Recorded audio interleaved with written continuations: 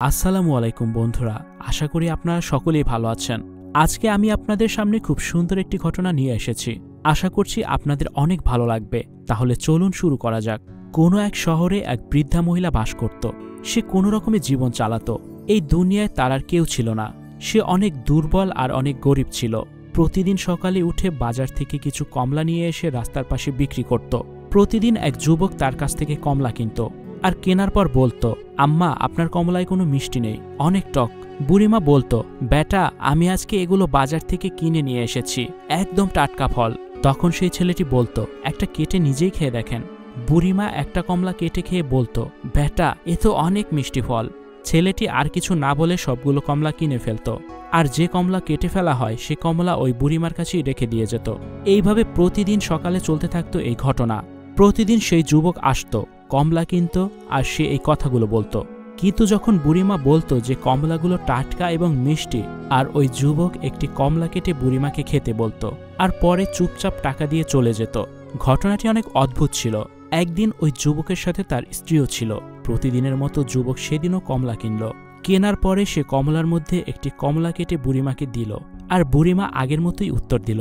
যুবক টাকা বের করে দিল এবং কেনা কমলাগুলো ঘরে নিয়ে আসলো। যুবকের স্ত্রী সবকিছু লক্ষ্য করল।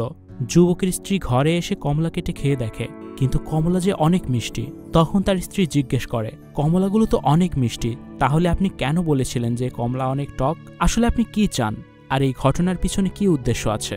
যুবক হাসে আর বলে, আচ্ছা, তুমি কিছু দেখোনি? ওই বুড়িমা কত গরিব যে কমলা বিক্রি করেন, কিন্তু তা সে কখনো খায়নি। আমি প্রতিদিন তার কাছ থেকে কমলা কিনে তার উপর দয়া দেখাই, আর আমার কেনা কমলা থেকে একটা কেটে তাকে খেতে দেই।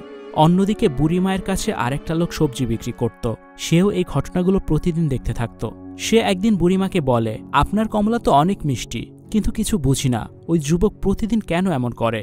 ওই লোকের কথায় বুড়িমা হেসে বলে, ওই কমলা টক আছে কি না সেজন্য সে আমায় খেতে দেয় না। সে এজন্যই এসব করে, যেন সে আমাকে কমলা খাওয়াতে পারে। আর তার এই কমলা খাওয়ানোর কৌশলটিও আমার অনেক ভালো লাগে। প্রতিদিন একটি কমলা কেটে রেখে যান, যেন আমি খেতে পারি। আমি কি জানি না সে কেন প্রতিদিন এমন করে? আমি জানি কত ঝামেলার মধ্যেও আল্লাহ তাআলার উপর আমার ভরসা আছে। মানুষকে না দিয়ে শুধু নিজে খাওয়াতেই কখনো পেট ভরে না, আর যে সবাইকে দিয়ে খায় সে কখনো না খেয়ে মরে না। নিজের জন্য তো সবাই জিতে, কিন্তু আনন্দ তো তখনই আসে যখন অন্যের জন্য কেউ কিছু করতে পারে।